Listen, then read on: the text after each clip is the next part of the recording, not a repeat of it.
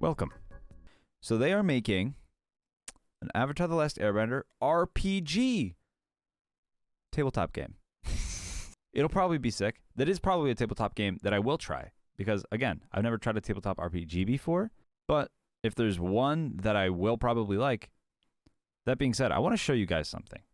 In September, why did I say September? The 6th, June, 6th month of the year, June.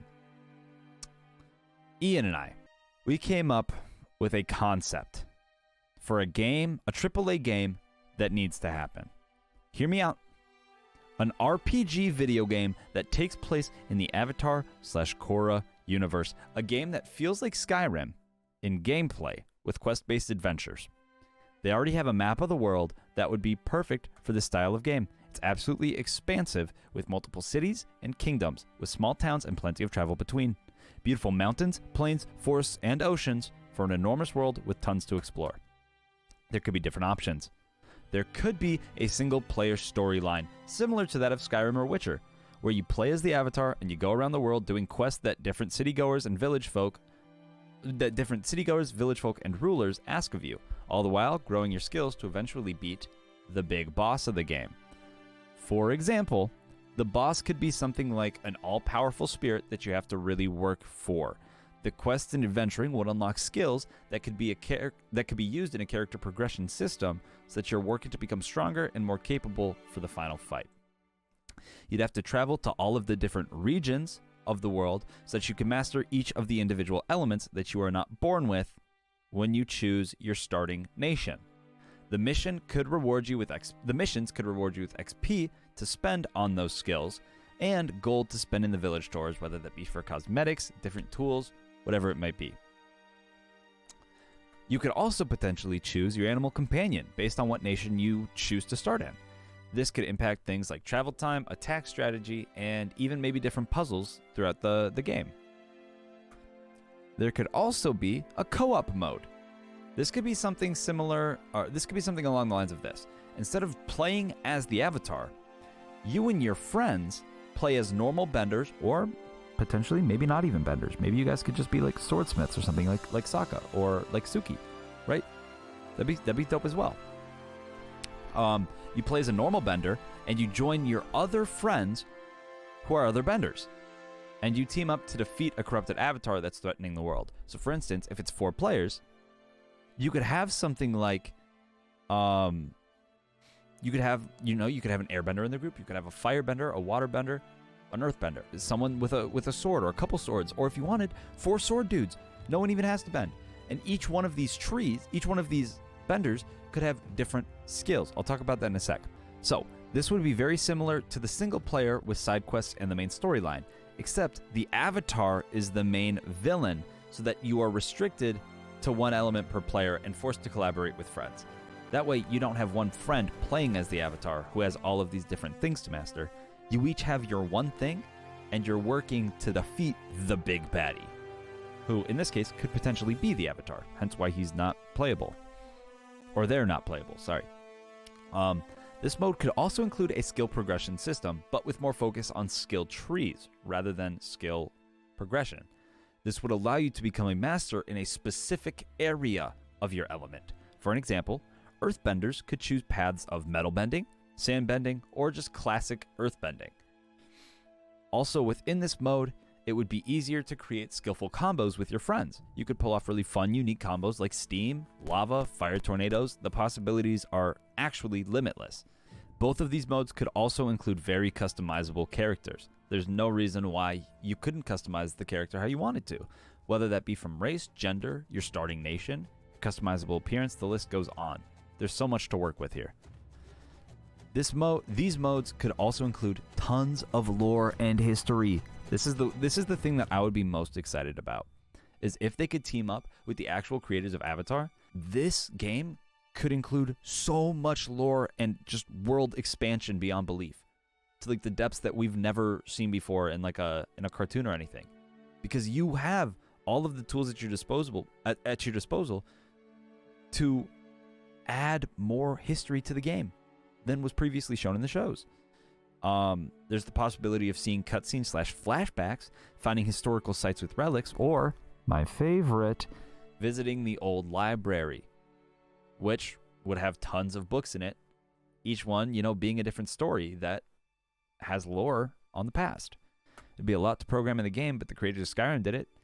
They had like 9 or 10 writers, a few writers, that wrote like 2,000 or something books. Avatar could easily do something like that for this. Finally, there could also be a multiplayer competitive scene where players compete in a pro bending tournament, similar to Legend of Korra, with the possibility of air bending added to that mix as well. This game could and probably would be a really fun, smooth, and complex VR game. I think it'd be so sick to be in VR and like you have to like do the motions to like bend. That'd be so sick.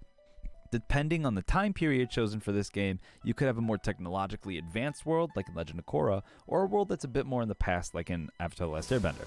The time period could also mess up a bit of the lore, so some parts might not be canon to the show. That means, like, say it were to take place technically in like the Aang, the Avatar: The Last Airbender time period, right? Before things go super technologically advanced like in Korra. Well, depending on when you go, if you're playing as the Avatar, I think it'd be more fun if you got to choose your Avatar, right? So maybe you're not playing as Aang. So maybe in this time period dimension canon, maybe Aang's not there yet. Maybe like you are instead of Aang. So maybe canon is everything before Aang, and then the part that you see in the show of like Aang and the gang, that wouldn't be canon to the game. Maybe. There would be like kind of two separate little universes, but everything prior to Aang could be canon still.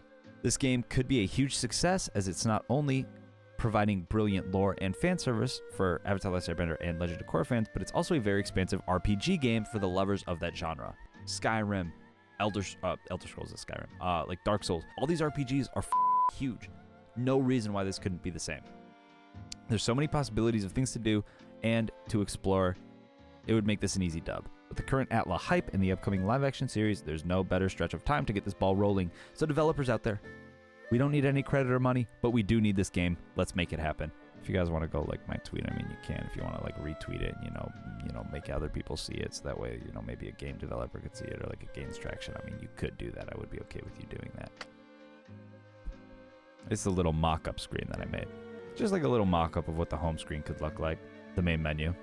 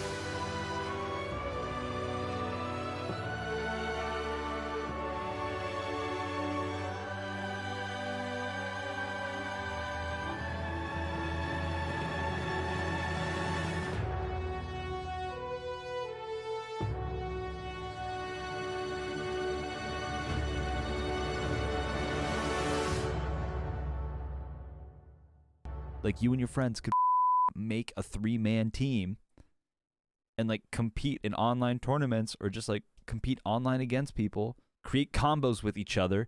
It'd be so sick. It'd be so sick. So there were a couple other things here. Someone replied to this. Right, a pro bending game would be sick. Now, technically, I think there is a pro bending game already for like the PS5, but it's like not a great one. I think Sam responded to one. He had like a great idea. He said, oh yeah, he was just agreeing. The world of the Avatar is actually kind of small in comparison to the world, so it might make the open world experience not too difficult. It could be massive. You could literally make this thing massive and expansive. Like imagine the possibilities. Ba Sing Se, dude. Exploring all of the houses in Ba Sing Se. Literally, like thousands of houses. That'd be so cool. There's so much to explore there. They could put so much to explore there. You could spend probably like 40, 50, 60 hours literally just doing quests in Ba Sing Se. If you're in the co-op mode, right? Say you have 4 different benders. You have an air, you have a water, you have an earth, you have a fire. Maybe to level up your progressions, maybe to progress your certain skills, like you need to go to a specific village or something, right? Like for instance, in the cartoon, when Aang and Katara want to learn water, they go to the Northern Water Tribe, right? And like Sokka's still with them. Sokka's not mastering it. You know, if Toph was if Toph was in the group at that point, Toph would be going with them. You know, so it's like they're not necessarily breaking off. You guys are still sticking together. So you ask like, okay, if the water person, if the waterbender has to go to, let's say, the Northern Water Tribe to do something, maybe like they have to spend their time training or something to learn a new skill or level up a moveset. Well, what do the other people do? There could be like side quests within the town, maybe while the waterbender or bender or whatever is doing their special missions in the town that they need to be in, learning what they need to learn, mastering what they need to master. The other people could be doing these side quests to gain their own like more money, XP, stuff like that, for just like general advancements of skills, or just, you know, buying things in the stores. Or maybe there could be like, I don't know, there's just like, there's so many different things that you could do. There's so many different, you know, different stores where you can buy like exclusive stuff from certain towns. Like there's just so much potential here. Literally so much potential. And it makes me so mad that this hasn't happened. Makes me so mad that this hasn't happened, because it seems like such a, I don't know, obvious transition into an RPG. And you might think something like, okay, well, say you're in the single player avatar mode. My first thought was like, how would you do those combos, right? You think of like, okay, well, you have 4 different elements, each one having a bunch of different moves that come along with it. How could you do that? And then, while I was kind of struggling with this thought, Ghosts of Tsushima came out, and that had, you guessed it, 4 different styles of gameplay. You have the moon stance, the earth stance, the air stance, the water stance, right? That could do the exact same thing. So for instance, if you want to airbend, you have to press like up on the D-pad. That switches you into airbending mode. Then you can pull off all of your combos with different button clicks and like, you know, actual combos, how people do combos. Boom, there's your air. Quickly want to switch? Right to the D-pad for earth. Boom, up on the D-pad. Like you could just like, it'd be a lot to master, obviously, but like you could quickly switch between the things, do different combos with them. So much potential. So much potential. I feel like the hardest part, right? I feel like the hardest part would be like, so if you're airbending or firebending, easy enough. Because they can kind of, I mean, air's all around you. Fire, they're kind of making it from the energy around them. Comes a little bit harder with earth and water bending. Because it's like, you can't always water or earth bend. So what the devs would need to do then is make an interactable map where, for instance, you could like, you have different, I guess, like shaders, or you know what I'm talking, like if you were to put the map in like a infrared view, let's say, like a basic view, and then you could like highlight the areas in the map. I'm trying to think about it like a coding. I'm not a coder. I'm not a developer. I don't know how this would work, but you would need to essentially do all of the surfaces that could be bended. You need to like highlight it so those can be earth-bended in specific situations. All of like the water streams, you need to make it so those could be water-bended. If there's like torches, fire, whatever it might be, you have to make it so those could be fire-bent. Bent? I think it's bended. Fire bended. Yeah, that also works. But like if there was like, say, a boss fight on, I don't know, a boss fight in a valley, let's say, right? And there's a little creek running through the valley. You would need to make it so that water in the creek could be bended up. And, you know, a waterbender could also have, like Katara has, like, that little vial of water, so they can still pull off things if there's not water nearby. But point being, you would need to add these areas where people could bend from to make the game more enjoyable. So if there's, like, a big boss fight, maybe they're in, like, a dungeon or something, right? That dungeon would need to have those different materials that can be used by each bender to make the fight fun. And that might be difficult to code, because you need to think about all these different things that can be bended and then make it so they can be bended, right? Metal bending could make things even harder, assuming that so many things in the world are made of metal. Maybe you only make it so you can't, like, bend. Maybe you make it so, like, you can't bend in cities, destroy houses, and that way they don't have to, like, give every single house interactable things that can be bended, that can't be bended. Whatever. That's for the developers to figure out, not me. But that would be, I'd say, probably one of the bigger problems on the outside looking in. Because that would just be a lot of work. But yeah, this needs to happen. If any of you guys know anyone, it's like, oh yeah, my dad owns Bethesda. My dad, or my friend's dad, he actually is the owner of Bethesda. Share this with him. Please. If you know the owner of Bethesda, share this with them.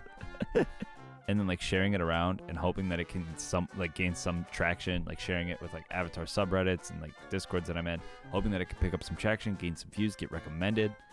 Hopefully some people with influence see it.